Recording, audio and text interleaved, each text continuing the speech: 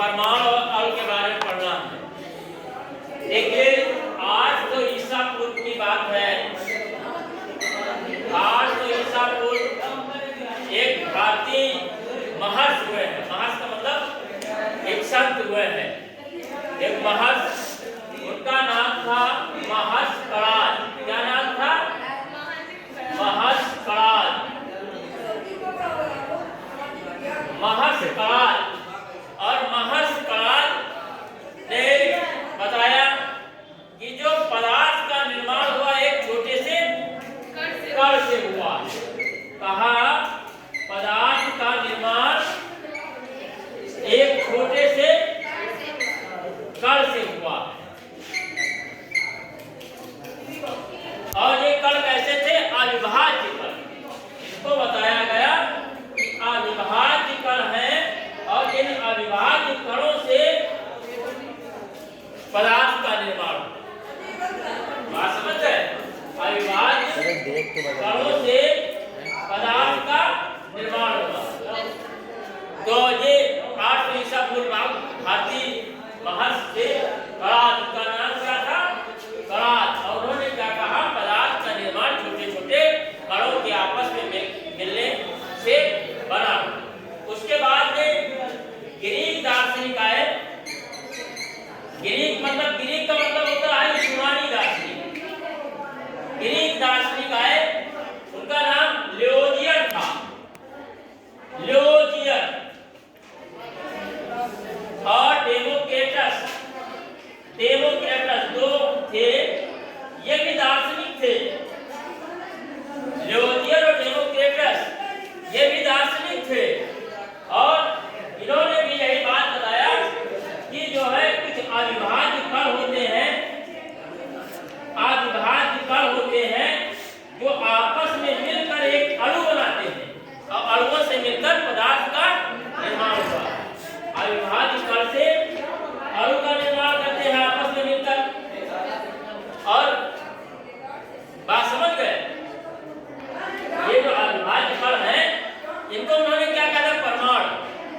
इन्होंने क्या नाम दिया था? जिसको हम कह रहे हैं, इन्होंने इसका नाम परमाणु दिया था। और इन परमाणु आपस में मिलकर अणु बनाते हैं। परमाणु आपस में मिलकर अणु बनाते हैं और अणुओं से एक पदार्थ का निर्माण हो जाता है। ये ग्रीक दार्शनिक की बात थी। उसके बाद जो है एक वैज्ञानिक आए,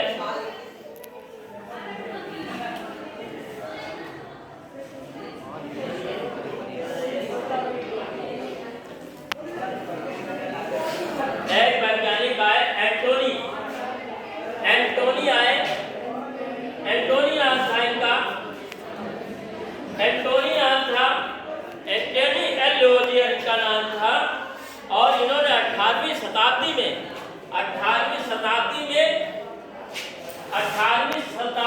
वैज्ञानिक आधार प्रस्तुत किया। 18वीं शताब्दी में एक वैज्ञानिक आधार प्रस्तुत किया। वैज्ञानिक आधार प्रस्तुत किया और उस आधार पर इन्होंने कहा कि जो है इसको सत्यापित करने का प्रयास किया। ठीक है? और उन्होंने 2 नियम दिए, इससे संबंधित 2 नियम दिए। रासायनिक संयोजन के नियम और रासायनिक संयोजन के नियम में भी इन्होंने 2 नियम बताए। द्रव्यमान संरक्षण का नियम, स्थिर अनुपात का नियम। बात समझ गए?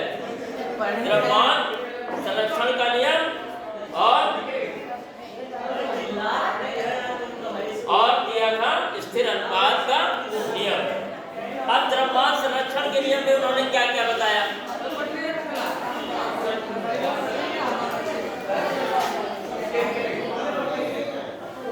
उन्होंने द्रव्यमान संरक्षण का नियम दिया। कहा कि पदार्थ जो है द्रव्यमान पदार्थ का नष्ट होता है। देखिए, अच्छा बात समझिए, जब ये नियम दिया गया तो उन्होंने बताया रासायनिक संयोजन के नियम। रासायनिक संयोजन के नियम के अंतर्गत 2 नियम दिए गए थे, द्रव्यमान संरक्षण का नियम और स्थिर अनुपात का नियम। अब इनको बताया गया कि 2 या 2 से अधिक पदार्थों की अभिक्रिया जो निश्चित नियमों के अंतर्गत होती है और एक उत्पाद बनाते हैं। बात समझ गए? 2 या 2 से अधिक पदार्थों की एक क्रिया जो निश्चित नियमों के अंतर्गत एक उत्पाद बनाते हैं, ठीक है, इन नियमों को रासायनिक संयोजन के नियम कहते हैं। यानी दो या दो से अधिक पदार्थ आपस में मिलकर एक जो नया उत्पाद बनाते हैं, इसे हम क्या कहेंगे? रासायनिक संयोजन का नियम कहेंगे। बात समझ गए? तो इस पे जब रासायनिक संयोजन के दो नियम प्रतिपादित किए गए, उसमें कहा गया द्रव्यमान संरक्षण का नियम। सर्वप्रथम रूसी वैज्ञानिक लोमोनोसोव ने सन 1756 में, कब? 1756 में इस नियम का प्रतिपादन किया। इस नियम के अनुसार क्या बताया गया? किसी रासायनिक अभिक्रिया में द्रव्यमान का ना तो सृजन किया जा सकता है और ना ही नष्ट किया जा सकता है। या इसी प्रकार ऊर्जा का भी नियम है, ऊर्जा संरक्षण का नियम भी इसी तरीके है कि ना ऊर्जा को उत्पन्न किया जा सकता है और ना ही ऊर्जा को नष्ट किया जा सकता है। इसमें भी है, किसी रासायनिक अभिक्रिया में द्रव्यमान का न तो सृजन किया जा सकता है ना ही विनाश, अर्थात रासायनिक प्रतिक्रिया के क्रम में केवल इसका स्वरूप परिवर्तित किया जा सकता है। इसे हम द्रव्यमान संरक्षण का नियम कहते हैं। अब बात समझिए, इसी तरीके द्रव्यमान संरक्षण का नियम भी दिया गया है। द्रव्यमान संरक्षण के नियम, द्रव्यमान संरक्षण का नियम, आप द्रव्यमान संरक्षण का नियम समझिए। इसमें क्या कहा गया? इसमें कहा गया कि दो या दो से अधिक पदार्थ, दो या दो से अधिक पदार्थ, दो या दो से अधिक पदार्थ, दो या दो से अधिक पदार्थ, दो या दो अधिक पदार्थ आपस में मिलकर एक नया उत्पाद बनाते हैं। आपस में मिलकर एक नया उत्पाद बनाते हैं।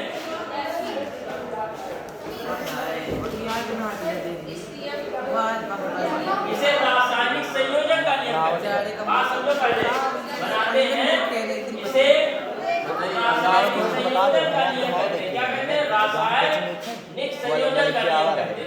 पहले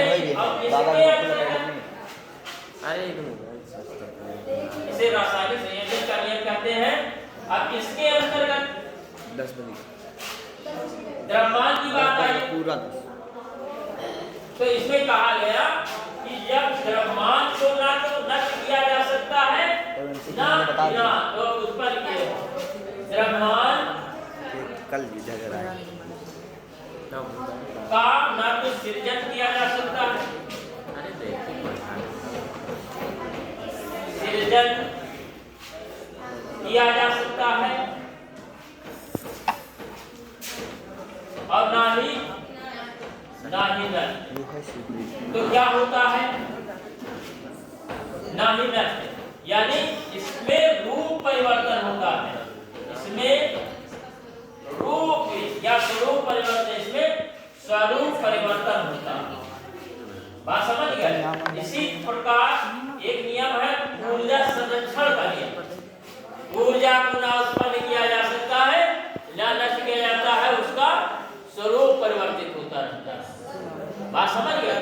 उसी तरीके द्रव्यमान संरक्षण के नियम में क्या है? दो या दो से अधिक आपस में मिलकर एक नया उत्पाद बनाते हैं, इसे रासायनिक संयोजन का नियम कहते हैं। और रासायनिक संयोजन के अंतर्गत आता है द्रव्यमान का संरक्षण का नियम। उसमें आता है द्रव्यमान का न तो सृजन किया जा सकता है ना ही नष्ट, इसमें रूप परिवर्तन होता है। ठीक है?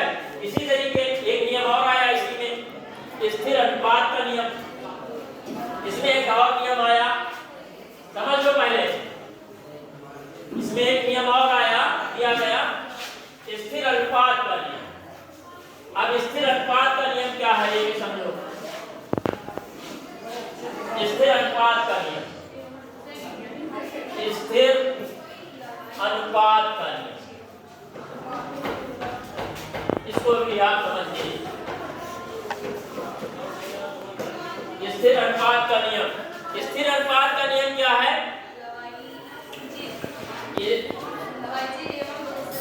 स्थिर अनुपात का नियम क्या है ये भी समझिए।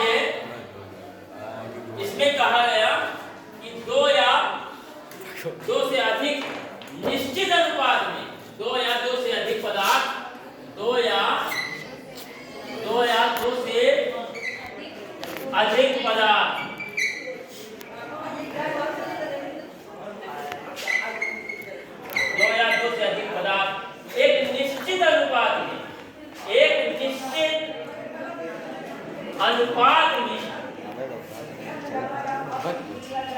आपस में संयोग करके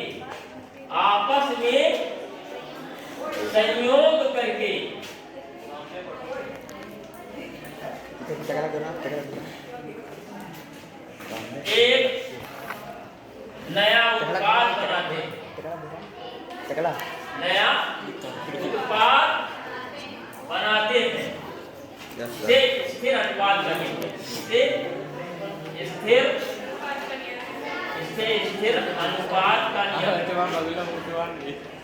अनुपात का नियम कहते हैं। अब इसमें समझिए उदाहरण से स्थिर अनुपात का नियम कहते हैं। अब जैसे मान ले लीजिए जल, आप जल ले लीजिए जल। अब जल में क्या होता है, हाइड्रोजन का कितना अनुपात होता है, H2O। जल का फार्मूला होता है H2O। यानी हाइड्रोजन और ऑक्सीजन आपस में मिलकर एक निश्चित अनुपात, 2 या 2 से अधिक एक निश्चित अनुपात में, यहाँ पर क्या कहा, एक निश्चित अनुपात में, तो यानी हाइड्रोजन और ऑक्सीजन का अनुपात निश्चित होगा। हाइड्रोजन और ऑक्सीजन का अनुपात निश्चित होगा और आपका पानी यानी जल बन जाएगा। अब हाइड्रोजन कितना है, अब इसका मान लीजिए अनुपात ले लीजिए, हाइड्रोजन का 2, ऑक्सीजन का 16। अब ये 2 और 16 हुआ, इसको अनुपात में बनाइए, 2 अनुपात 16, इसको काटिए 1 2 16, यानी 1 अनुपात 8। 1 अनुपात अगर 8 में हम लेंगे तो आपका पानी बन जाएगा। यानी एक निश्चित अनुपात है, इससे कम ज्यादा करोगे तो पानी नहीं बन पाएगा। अगर हाइड्रोजन और ऑक्सीजन में जो है अगर अनुपात निश्चित नहीं होगा तो आपका जल नहीं बन सकता। तो इसको कहा गया स्थिर अनुपात का नियम। 2 या 2 से अधिक पदार्थ एक निश्चित अनुपात में आपस में संयोग करके एक नया उत्पाद बनाते हैं, इसे स्थिर अनुपात का नियम कहते हैं। जैसे जल, अब जल आपको कैसे बनेगा, आप जल बना सकते हैं। जल चाहे वो कहीं का भी हो, चाहे वो तालाब का हो, चाहे नदी का हो, चाहे समुद्र का हो, चाहे आपके घर का जल हो, उसका अनुपात 1 अनुपात 8 ही होगा। हाइड्रोजन 1 होगा और ऑक्सीजन 8। ठीक है, तो अब ये बात समझ में आ गई। तो कहा या 2 या 2 से अधिक पदार्थ एक निश्चित अनुपात में आपस में संयोग करके एक नया उत्पाद बनाते हैं, इसे स्थिर अनुपात का नियम। समझ गए कि अगर जल है तो जल कैसे बनाया जा सकता है, उसका एक निश्चित अनुपात है।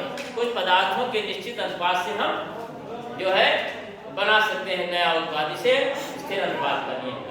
ठीक है। डाल्टन, एक डाल्टन थे जिन्होंने सन 1808 में अपने परमाणु सिद्धांत दिए। ठीक है, इन्होंने भी बताया कि द्रव यानी पदार्थ जो है छोटे छोटे कणों से मिलकर बना है, और जिन्होंने भी उन कणों को क्या बताया, अविभाज्य कण बताया।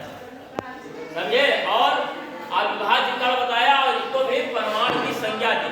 जो अविभाज्य कण बताया, डाल्टन आए सन 1800 में आए, 1808 में डाल्टन आए, और डाल्टन ने भी क्या कहा, डाल्टन ने भी वही बात कही कि जो है पदार्थ का निर्माण अविभाज्य कणों से मिलकर हुआ है, उनको विभाजित नहीं किया जा सकता है। बात समझ गए।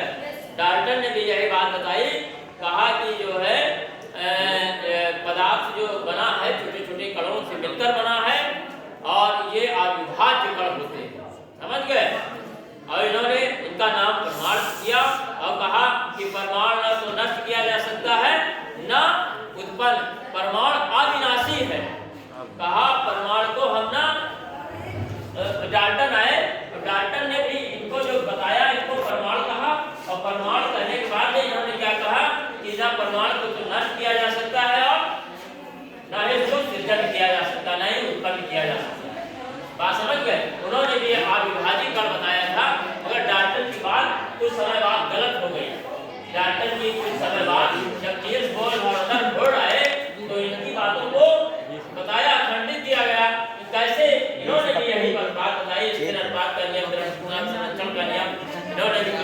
लिए जो कुछ के नियम सत्यापित हो रहे थे, अब कुछ यहाँ से गलत की बात में बताया गया कि जो है ये जो परमाणु को इन्होंने कहा अविभाज्य कर, बाद में जब नील्स बोर वगैरह आए, नील्स बोर रदरफोर्ड ये सब आए और उन्होंने इनकी बात का खंडन कर दिया। डाल्टन की बात को खंडन किया गया, डाल्टन आए और डाल्टन की बात का खंडन किया गया और कहा गया परमाणु विभाज्य, बताया गया परमाणु विभाज्य। और इन्होंने क्या बताया था? परमाणु अविभाज्य। इन्होंने क्या कहा? परमाणु अविभाज्य। क्या कहा?